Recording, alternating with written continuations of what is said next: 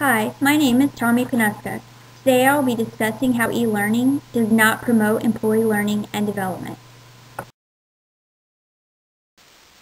Continuing education or training is important in today's workforce. There has been a significant increase of electronically supported learning, also known as e-learning, over the past decade.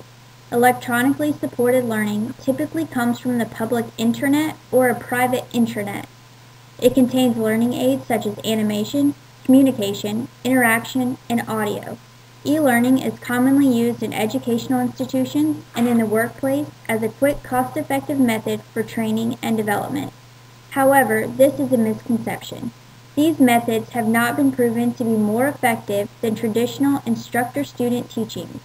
The main concerns with electronic-based learning are the overwhelming amount of information it contains, the lack of necessary hands-on simulation or new skills practice, and that it does not suit the different learning styles of each individual employee.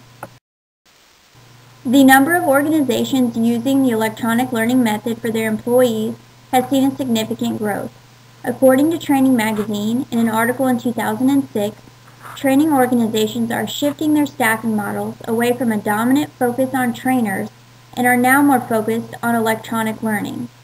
This chart shows the amount of growth in the market, in billions, for e-learning from 1996 to 2010. I broke down a 10-year span from the year 2000 to the year 2010 to show the sharp increase over the past decade. In 2000, the market for e-learning was less than $5 billion. The market climbed to more than $50 billion for implementing this form of employee training by 2010.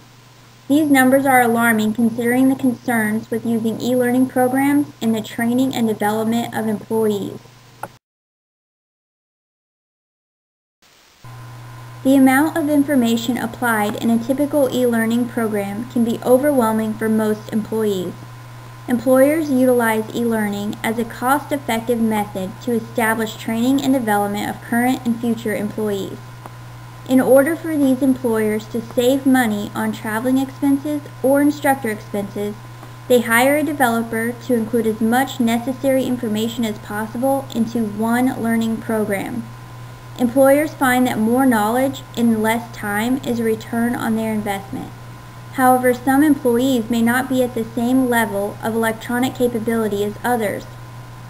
Some employees may not understand how to effectively use the advanced e-learning application. For instance, what one employer or developer may see as a basic tool may actually be a foreign language to an employee. This employee will not learn the material as well as others that already have this basic skill.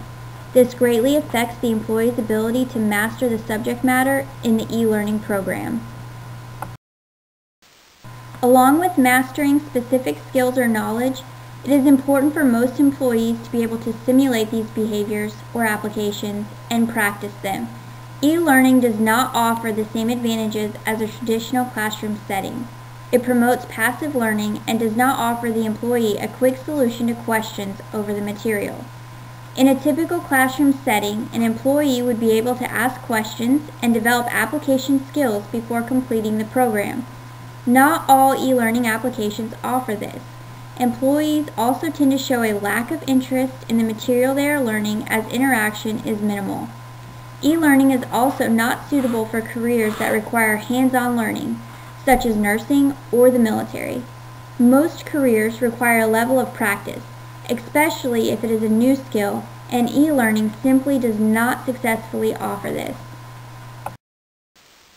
Another important concern with e-learning is that it will not be suitable for each individual employee. Everyone learns differently. Some prefer lectures, need practice, or learn a concept by explaining or teaching it to others. If the learning style is not matched to the individual, then a lack of motivation may occur. Motivation is an important tool needed in order for e-learning to be successful. A lack in motivation is easily tied to an employee's competency of the presented material. According to the president of International e-learning, e-learning can be viewed as boring and irrelevant to the workplace, which frequently involves practical applications and not mesmerizing facts. The chart on the right demonstrates the percentages of the average person's retention rate by technique. Practice and immediate use is clearly the most effective learning styles for most employees. These skills are best acquired in a classroom setting with simulation and practice methods. As e-learning continues to show growth in employee training and development, it is important to understand the negatives of using this tool. Employers will continue to see electronic learning as a cost-effective method, but it is also important to consider the cost versus benefit ratio. Are the savings really worth the possibility of unlearned material, lower productivity, or a lack of mastery in important business areas? I say no. E-learning does not promote employee learning and development. Thank you for your participation in this debate.